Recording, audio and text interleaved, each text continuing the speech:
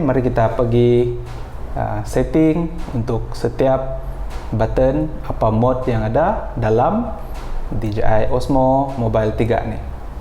Okay, first features dia, okay, dia boleh support telefon up to 230 gram, tapi mostly telefon baru, phone baru sekarang ni ringan-ringan, so dia boleh support semua phone lah. Okay, kelebihan DJI Osmo Mobile ni ringan dan boleh dilipat, mudah untuk dibawa. Iya.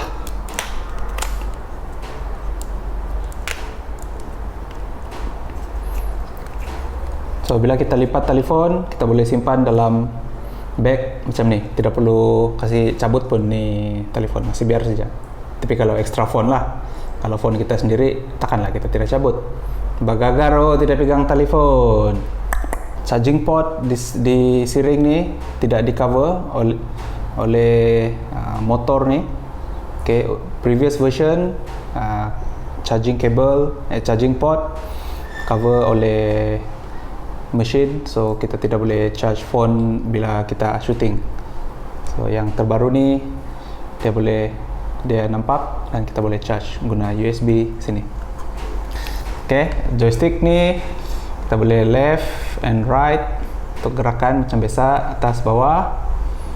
Okay, so bila miring dia punya axis, kita boleh double press trigger button untuk kembali ke original position.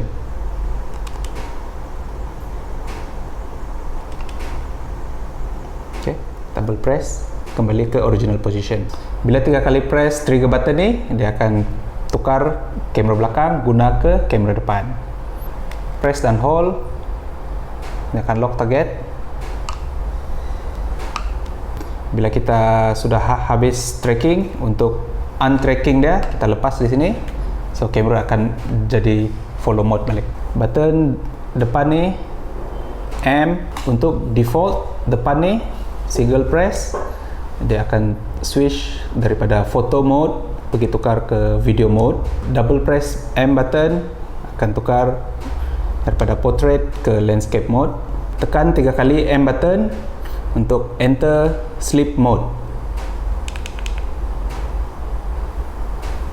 Okay, untuk activate balik kena tekan 2 kali trigger button. M button ni kita boleh tukar dia punya function daripada single click tu kita tukar kepada quick menu. Okay, yang tu boleh tukar di setting. Kalau gimbal tidak dapat connect dengan phone, mungkin ada isu Bluetooth, so gimbal ni kena reset dia punya Bluetooth. Cara untuk reset Bluetooth adalah tekan shutter button dengan mode button ni. Okay, tekan serentak. Okay, tekan selama 2 second macam tu, nanti Bluetooth akan reset. Cuba try pair balik dengan phone. Apa kelemahan yang saya jumpa dalam DJI Mimo app ni? Untuk connect ni dekat phone Android, sekarang ni saya gunakan OnePlus 6 bukan T. Okay, ialah bila kita ambil video dan dia tidak support external mic ni menggunakan Mimo app ni.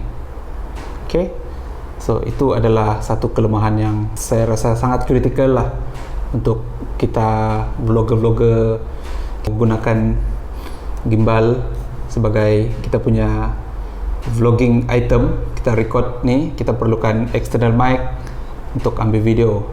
So kalau Mimo app ni tidak support, kita akan kehilangan banyak features lah. Oleh sebab itu, saya ada satu penyelesaian atau gimbal lain. Okay, gimbal tu ada di sini, dipanggil Snopa Atom. Yang ini nanti saya akan buat unboxing, review dan comparison bersama ini. Jadi apa yang saya suka pasal DJI Mimo app ni, dia punya story mode, dia auto edit, auto effect semua. Kita ambil 3 atau 4 shoot, nanti dia tolong kasih edit semua, baru nampak kita punya video menarik. Tapi yang tidak shocknya, dia ada trademark di siring tu lah. So trademark tu dia macam kacau sikit. Secara konklusinya, Oke.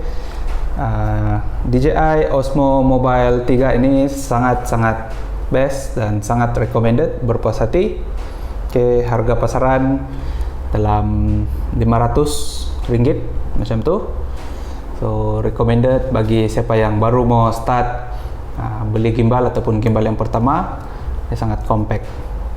Oke, sekian saja review kita hari ini. Oke, jangan lupa like dan subscribe kalau kamu suka video ini. Oke, kalau ada apa-apa barang yang mau saya review, boleh komen di bawah. Oke, kita jumpa dalam next video. Bye bye.